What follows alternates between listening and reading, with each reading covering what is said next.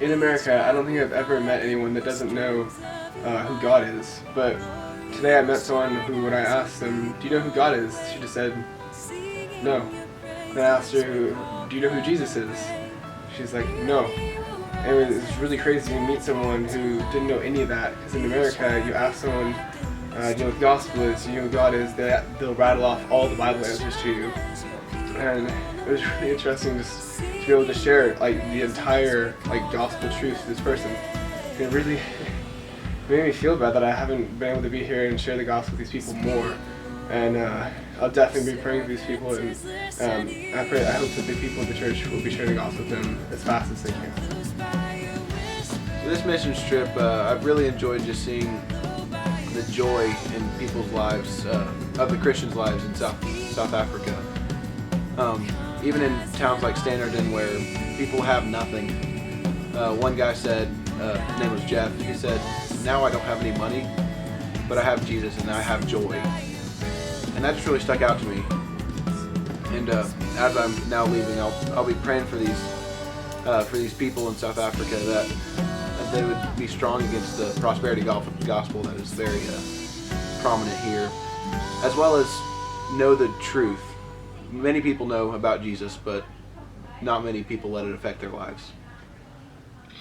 Final day, or night, of our missions trip here in South Africa. Tomorrow we pack up, go to church, and head out. And just reflecting upon this week, I'm just impressed by how great our team has done. We have been back and forth across different places, getting up at 6 a.m., well, leaving at 6 a.m., getting up at 5 o'clock, 4:30 for some people, staying up late, spending time with the missionaries and with the families here and people, and I have not heard one complaint. Everyone has worked hard, even talking with some of the leaders of One Hope Ministries and how encouraged they were, and they didn't see any problems. We have worked hard in painting and repainting and sanding and scraping off so much dust that we couldn't breathe. We have cleaned and cleaned and cleaned and folded and gone out doing some uncomfortable evangelism, trying to talk with people. And they've just done a great job with it, and have really melded with the people here. One guy was even saying today how happy he was that when the One Hope team came and worked with us, it wasn't like they were, okay, here they are today, they're getting in our way, or they're just kind of telling us what to do. No, they were part of the team. And so it's hard to even think of our 15 people as the team.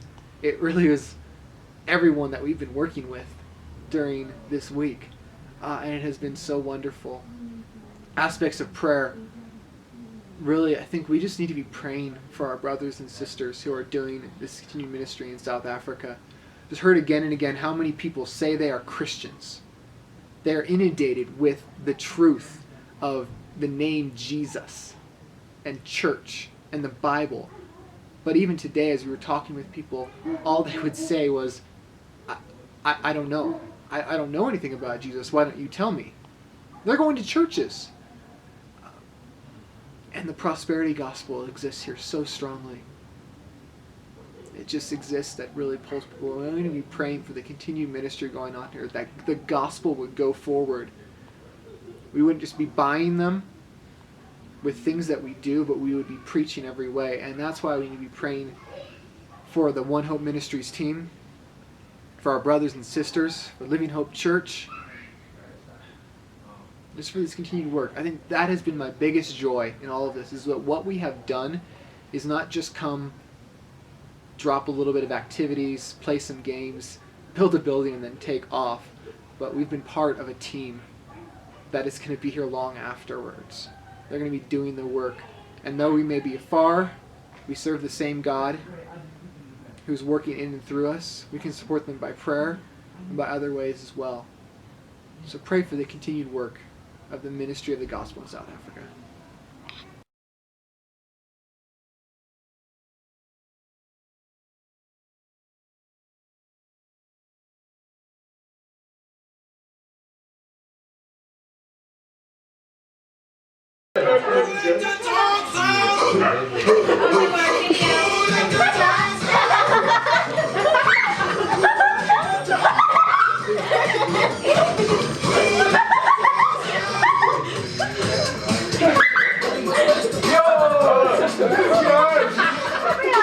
You have